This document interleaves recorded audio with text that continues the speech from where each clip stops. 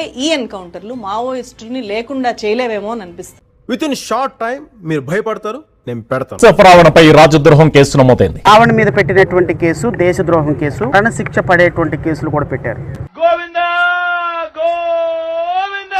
అసలు ట్విస్ట్ చూస్తే షాక్ అయిపోతారు.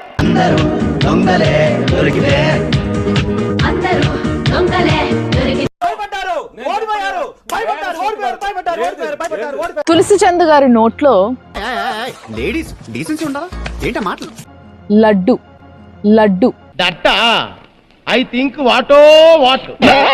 నేను 2 సెకండ్లు గ్యాప్ ఇస్తేనే చాలా గలీజ్ అనిపించింది. నువ్వు కూడా అలాగే అనుకున్నావా లేదా? అవును సార్, అలాంటప్పుడు నేను అనుకోవడంలో తప్పలేదు కదా. లేదు సార్, ఎందుకు ఊరికే చిన్న క్లారిటీ.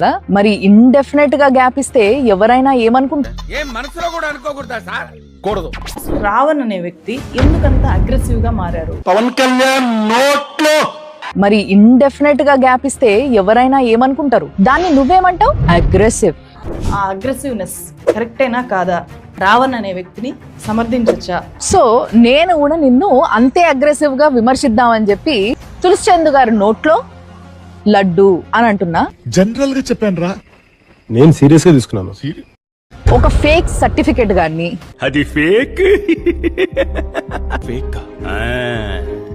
ఒక ఫేక్ క్యారెక్టర్ గాని, అమ్మాయిల్ని వేధించి ఉద్యోగం పోగొట్టుకున్న వేస్ట్ గాని, ఆ అమ్మాయిని వాట్సాప్ లో చాటింగ్ చేసి సెక్షువల్ గా హరాస్ చేశాడు. కామాంధుడు. ఆడది కనబడితే చాలు బుద్ధి బానించుకోడు. వీడి పేరేంటి? రావణ జోసెఫా? జోసెఫ్ చౌదరి. వాడి సొంత ధర్మాన్ని కూడా గర్వంగా చెప్పుకోలేని ఒక ఫేక్ గాన్ని. ఎందుకు ఇట్లా ఆడుకుంటున్నావు రాధిక నాతోని? చెప్పు.